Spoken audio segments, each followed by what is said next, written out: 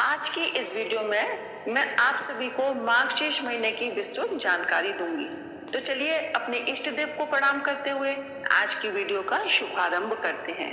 हिंदू पंचांग के अनुसार कार्तिक पूर्णिमा के बाद मार्गशीर्ष मास आरंभ हो जाता है, जिसे हम अगहन, मंगसिर और मगसर के नाम से भी जानते हैं। ये 9वां महीना होता है हिंदू कैलेंडर के हिसाब से। ये सभी महीनों में सबसे श्रेष्ठ माना जाता है। इस महीने में भगवान कृष्ण की विधिवत पूजा करना शुभ माना जाता है। इस महीने नदी स्नान के साथ दीपदान करने से विशेष फलों की प्राप्ति होती है। तो चलिए जानते हैं कि इस बार ये महीना कब से शुरू हो रहा है और कब समाप्त होगा। मार्गशीर्ष मास 16 नवंबर से आरंभ हो रहा है, जो 15 दिसंबर को मार्गशीर्ष पूर्णिमा के साथ समाप्त हो जाएगा। मार्गशीर्ष माह का विशेष महत्व है। स्वयं भगवान कृष्ण ने इस माह को सबसे श्रेष्ठ बताया है। शास्त्रों में कहा गया है, मासो नम मार्गशीर्षो अहम, यानी मार्गशीर्ष के समान कोई दूसरा शुभ महीना नहीं है।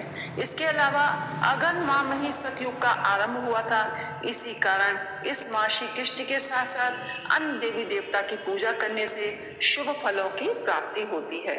इस महीने में भगवान श्री कृष्ण की पूजा अर्चना करना जीवन में खूब सुख समृद्धि दिलाता है। इसके अलावा जीवन के सारे संकट और पाप नष्ट हो जाते हैं। वहीं इस महीने की कुछ विशेष तिथियों को लेकर नियम बताए गए हैं, जिनका पालन करना जरूरी होता है। तो चलिए अब मैं आपको बताती हूँ कि अगहन मास की कुछ विशेष तिथियां ऐसी हैं जिसमें शुभ कार्य करने की मना होती है। मार्गशीर्ष माह में पड़ने वाली सप्तमी और अष्टमी तिथि को मास शून्य तिथियां कहा गया है। इस दिन कोई भी शुभ कार्य नहीं करना चाहिए। इन दो तिथियों में कोई भी शुभ कार्य किया जाता है तो इससे धन और वंश दोनों की हानि हो सकती है। इसके अलावा सप्तमी और अष्टमी तिथि पर कोई मांगलिक कार्य किया जाता है तो सम्मान समाप्त हो जाता है और व्यक्ति के जीवन में निर्धनता आ जाती है। मार्गशीर्ष के महीने में जीरे का सेवन वर्जित माना जाता है। इस महीने तामसिक भोजन या मांसाहार भोजन से दूर रहना चाहिए। चलिए अब जानते हैं कि इस महीने हमें क्या कार्य करने चाहिए। देखिए, धर्मशास्त्रों के अनुसार मार्गशीर्ष मास में रोज श्रीमद् भागवत कथा का पाठ करना चाहिए। ओम नमो भगवते वासुदेवाय मंत्र का जप करना बहुत फलदायी होता है।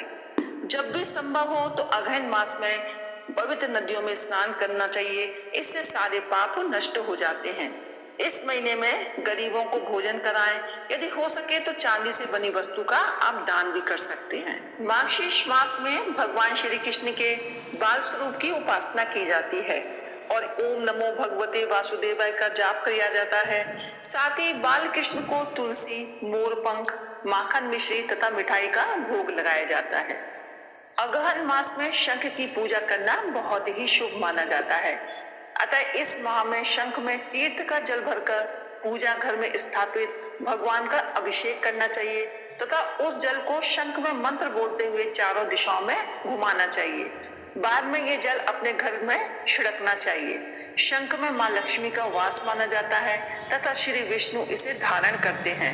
अतः जल छिड़कने से घर में शुद्धि बढ़ती है, शांति आती है, क्लेश दूर होते हैं तथा मां लक्ष्मी जी का आशीर्वाद प्राप्त होता है। तो चलिए आज की इस वीडियो में बस इतना ही। मिलते हैं अगली वीडियो में कुछ नई जानकारी।